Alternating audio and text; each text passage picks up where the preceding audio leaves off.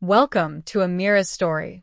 A quiet girl, a heart full of words, a world too loud to hear her. This is a journey of courage, doubt, and quiet dreams. Even if this is your first time here, you're right on time. Because Amira's story isn't just hers. It's for anyone who's ever felt invisible and still dared to believe in their voice. Amira's dreams, her happiness, her calm, all the good things that once colored her world, were shrouded in grief and shadow. She lost her millionaire father and beloved mother in one cruel, unforgettable night. After the loss, Amira became quieter than ever. Her English teacher, Miss Clara, noticed.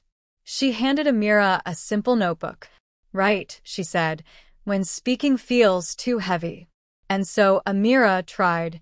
She tried in the stillness of the night, on the edge of noisy classrooms, again and again. But confidence didn't come easily. And when she eventually started writing, Amira felt bold enough to write. But then, Layla walked in. With her glossy hair, her perfect plaits, her perfect English.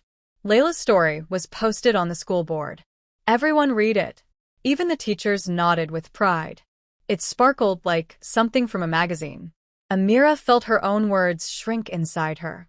She stopped bringing stories to class, stopped raising her hand. She watched Layla shine, and told herself, maybe I'm not meant to write after all. At home, the silence grew louder. Her mother had picked up extra shifts and returned later than usual. Her younger siblings clung to her more than ever. Her aunt was always complaining about noise, about mess, about ungrateful mouths. Amira didn't argue. She just kept sweeping, kept cooking, kept folding. One evening, when the house was finally quiet and everyone was asleep, she pulled out her notebook. She stared at the first clean page in weeks. Her fingers itched to write. Her mind swirled with sentences, some about Layla, some about her father, some about being invisible in a world too loud. But her hand wouldn't move. It wasn't writer's block. It was writer's fear. What if the next story wasn't as good? What if she had already written the best part of her? What if Miss Clara regretted encouraging her?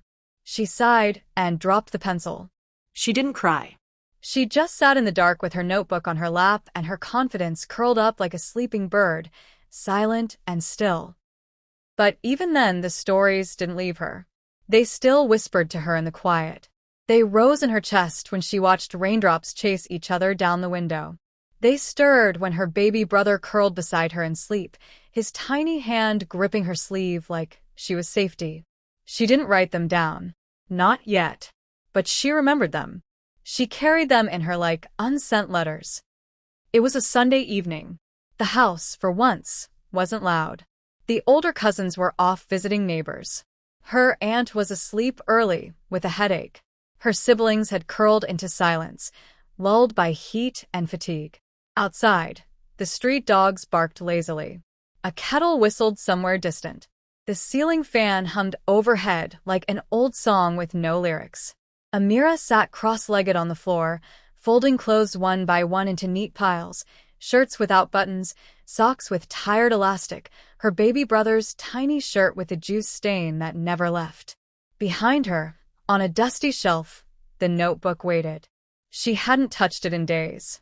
Then, a small voice broke the stillness. Ami. It was Hafsa, her youngest cousin, 6 years old, wide-eyed and sleep-heavy, with a stuffed rabbit dangling from one hand. "What is it, Hafsa?" Amira asked softly. "I had a bad dream," she mumbled. She rubbed one eye, sniffed, and took a step forward. "Can you tell me one of your stories?" Amira paused. "Now?" Hafsa nodded. "Please." "I don't have any new ones," Amira replied, her voice dry. "Yes, you do," Hafsa whispered, crawling into her lap. "You always do." There was no arguing with that. Amira sighed, hesitating. She glanced at the shelf, at the brown-covered notebook with its bent corners and smudged pages. Her heart knocked gently in her chest. What if Hafsa didn't like the story? What if it wasn't good enough, not even for a 6-year-old? Still, she reached for it. She opened a random page. It wasn't finished. Some words were crossed out. Some lines were light, as if she'd written them in doubt. The candle beside them flickered, casting soft shadows on the walls. And Amira began to read. It was a story about a girl who planted mango seeds in dry, cracked soil. Every day, she watered them, even when there was no rain, even when others laughed and told her to stop, even when she wanted to give up. "They'll never grow," they said. But she came back every morning, barefoot and quiet, and watered them anyway. The girl in the story didn't know if she'd ever see fruit, but still she believed. As Amira read, Hafsa leaned her head against her arm. Her eyes blinked slowly once, twice, and then closed. Amira kept reading until the end. Then she looked down at the page. Her messy, uneven, imperfect page. And this time, she didn't hate it. She didn't rush to hide it. She didn't fold it or erase the crooked lines. She just sat there listening to Hafsa's slow, steady breathing, and held her words like they mattered, even if only to one small person with sleepy eyes and a rabbit missing one ear. Later that night, long after Hafsa had been carried back to bed, Amira lit the candle again. She returned to that same page and began to write. The lines slanted. Some words didn't sound right. She scratched out whole sentences and started again. But the story kept flowing. Not fast, not perfect, but alive. She wrote until her fingers ached, until the candle burned low, until her head dropped softly onto her folded arms. And for the first time in a long time, Amira fell asleep smiling. That night, after reading to Hafsa, something settled quietly inside Amira.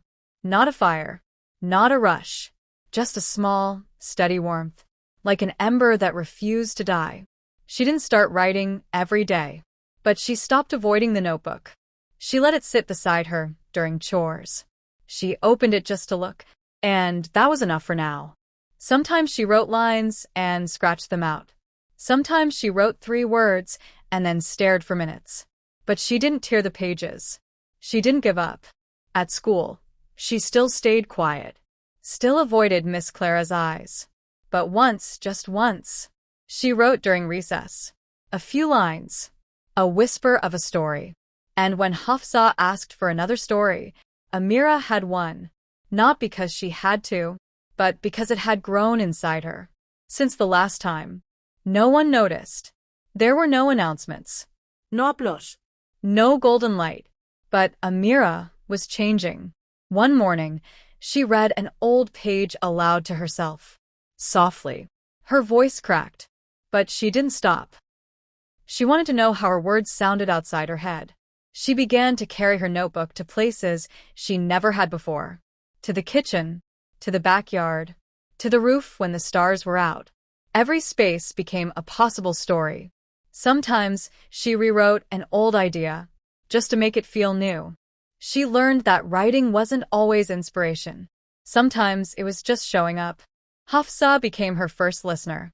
Each time Amira read to her, the story felt less like a risk, and more like a gift. And once, when the house was loud, and Amira couldn't find quiet, she wrote anyway, right there, in the middle of everything. No one noticed. There was no applause, no ceremony, no announcement. But something inside Amira was shifting. She still sat at the back of the class, still avoided attention, still folded her arms tightly when nervous. But now, her pencil moved. Not fast, not perfectly, but it moved with intention. At home, her notebook had a new place, not hidden beneath a pillow, but on top of her school books, beside her comb and scarf. She didn't tell anyone, but she was writing again, a little each day, and not just stories. She began copying phrases she liked from books, notebooks borrowed from the school shelf. Words she didn't understand, she'd underline, then whisper until they made sense. One day, she borrowed a book Miss Clara had read in class. It was heavy and full of long words, but she wanted to read it on her own terms. On the walk home, she stopped under a tree, opened to the first page, and read one sentence 3 times until it felt clear. She smiled, closed the book, and kept walking, like it was hers. At night, she reread her own work, not to erase it, but to notice what it sounded like. She began to like some sentences, even circled a few in pencil. Once she giggled softly at a funny line she'd written. She told no one, but that page stayed in the notebook. Her stories grew longer. She wrote in paragraphs now. Sometimes she drew boxes around her favorite parts. She even gave a character a name, something she hadn't done before. She was still scared. But fear no longer ruled her. If someone walked near, she didn't cover her page. If a word felt wrong, she replaced it, but didn't crumble the paper. One afternoon, she walked past the school library window and saw a display of student writing. She paused, just long enough to wonder what it would feel like to see hers there. Then she kept walking. But the wonder stayed. Amira was still quiet, still unnoticed by most. But a voice inside her had grown louder than the fear. Not a shout, not yet, but strong enough to say, "Keep going." It was a cloudy Thursday. The sky outside the classroom window looked like wet cotton. A soft drizzle tapped against the glass like someone gently knocking. Amira walked in quietly, her shoes still damp from the muddy road. Tucked between her math textbook and pencil pouch was a folded page. One she had written the night before. Not in a rush. Not in fear. But with care. Not in a rush. Not in fear. But with care. She hadn't planned to share it. She had written it for herself. A story about a girl who listened to the wind. And heard the voices of those she missed. But as she slid into her seat, something inside her shifted. What if I leave it? Not hand it over. Not claim it. Just leave it. Before the bell rang, she stepped to Miss Clara's desk. Quietly placed the folded sheet among the morning papers. And walked away. She said nothing. Miss Clara said nothing. But as Amira returned to her seat, her heart thudded in her chest like it wanted to run. Later that morning, Miss Clara stood at the front of the class. "I'd like to begin with a story," she said, lifting a handwritten page. Amira froze. The drizzle outside had stopped. But inside, Amira's world was storming. Miss Clara began to read aloud. She stood where the sea met the sky. Where no one could tell the difference between her breath and the wind. Her heart was a nest of broken threads. But still, she carried it gently. She did not speak, not because she had nothing to say, but because the world had not yet earned her words. The room fell silent. No shuffling. No whispers. Just stillness, and her voice. Miss Clara continued. At night, she wrote letters to the moon. She folded her fears into paper boats and let them drift across puddles. She named the stars after memories that hurt less with time. She didn't want to be loud. She only wanted to be real. When Miss Clara finished, she folded the paper slowly. There was a long pause. Then she said softly, "That was one of the most honest things I've read all term." She didn't say who wrote it. She didn't need to. Amira sat still. Not smiling. Not crying. But breathing. Slow. Deep. Unshaken. She had shared her words. Freely. Quietly. And the world had listened. Even if just for a moment. Even if no one knew it was her. The day her name almost left her. The classroom buzzed with low chatter, pencil taps, and the faint screech of a chair leg dragging across the floor. Overhead, a ceiling fan clicked in lazy circles, stirring warm air that smelled faintly of chalk, old wood, and yesterday's rain. Amira sat in the second row from the back, a familiar position, close enough to hear, far enough not to be seen. She had long stopped trying to be invisible. These days, she simply blended. A soft, silent shadow beside the window. A girl with the still hands and quiet eyes. She opened her notebook to a blank page. The cover had softened over time, curling at the edges like tired petals. Inside, the pages held flecks of old graphite, partial sentences, scratch-outs, and more space than words. Miss Clara was at the front, flipping through papers with one hand while holding her thermos in the other. She smiled the same way she always did. Kindly, tiredly, like someone who had learned to be gentle even when the world wasn't. Then, "Excuse me," a voice at the door interrupted. "Sorry to barge in." It was one of the new English teachers, bright scarf, wide eyes, clipboard in hand. "I'm finalizing the names for the writing workshop. Just confirming attendance." Miss Clara looked up from her desk and smiled. "Of course. Who are you looking for?" The woman flipped through her sheet. "Let's see. Amira." Pause. "Amira." She looked at the class, uncertain. Miss Clara gestured toward the window seat. "She's right here." The woman smiled at her. "Hello, sweetheart. Can you remind me of your full name?" Amira blinked. Her mouth opened. No sound. Her last name. Her full name. She knew it. Of course she knew it. But her lips refused to move. Her throat tightened. It was as if her name had been packed away in some dusty corner of herself, sealed shut, untouched. Saying it out loud felt like opening a room that hadn't been walked through in years. The teacher tilted her head. "Just your full name, dear." Amira stared. Then quietly muttered, "Amira." Just that. A whisper. Nothing more. She felt her cheeks flush, though no one laughed. The woman nodded politely, scribbled something, and moved on. But inside Amira, something trembled. Why couldn't I say it? She asked herself again and again. All through homeroom. All through math. All through the lull of third period where numbers blurred and her thoughts circled the moment. She didn't even write that day. Not a word. Not a sentence. Just her name, scrawled at the top of a page. Over and over. Amira. Amira.